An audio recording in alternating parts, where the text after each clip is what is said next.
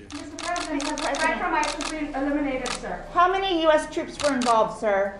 Mr. President, how many civilian casualties were there?